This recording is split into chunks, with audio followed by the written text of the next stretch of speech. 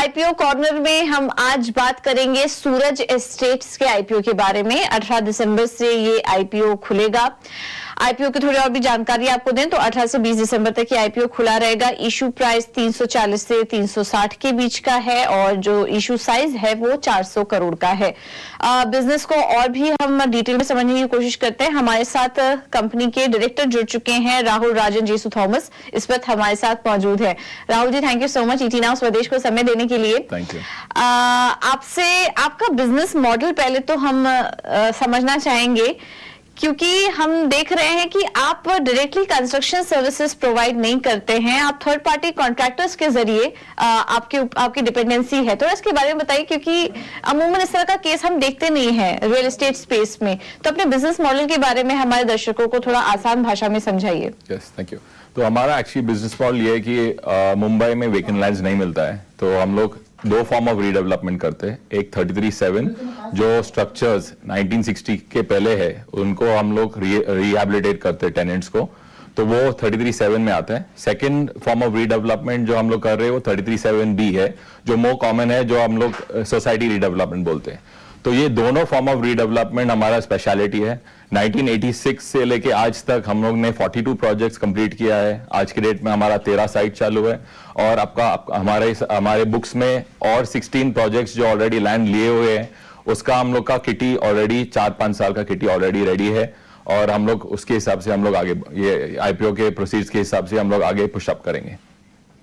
ये बताइए, asset light model को लेकर आपकी क्या योजना है? किस तरह से पूरा रीडेवलपमेंट लैंड स्पेस में आप आगे बढ़ेंगे?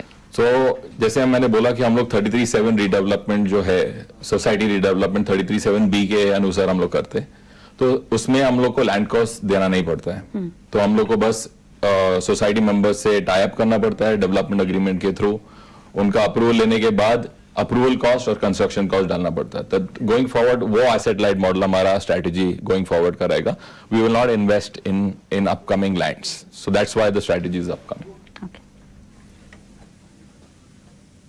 FY24 के सब प्री सेल्स टारगेट्स के बारे में कुछ बताएंगे और उसके आगे भी क्या योजना है आपकी प्री बिक्री टारगेट को लेकर?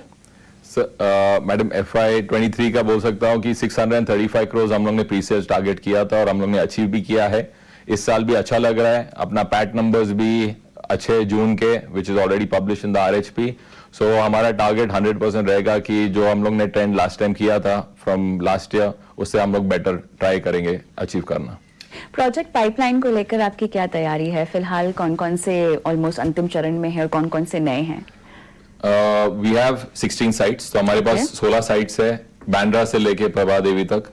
ऑलरेडी ये 16 साइट्स में ऑलमोस्ट 80% जो साइट है वो IOD रेडी है। अच्छा। तो हम लोग ने कंसेंट ले लिया, टेनेंट्स का IOD भी ले लिया, बस अपने को कंस्ट्रक्शन कॉस्ट में पैसा डालना है और आगे बढ़ना है। So this is the strategy. So issue का प्रोसीड्स के हिसाब से हम लोग को इक्विटी जो बेस आ रहा है, हम लोग को अपने अपकमिंग प्रोजेक्ट्स को हेस्टन करने के लिए हम लोग यूज करने चाहते हैं। कोई किसी भी तरह के एक्सपेंशन या ग्रोथ टारगेट्स आपने अपने लिए अभी आके हुए हैं फिलहाल?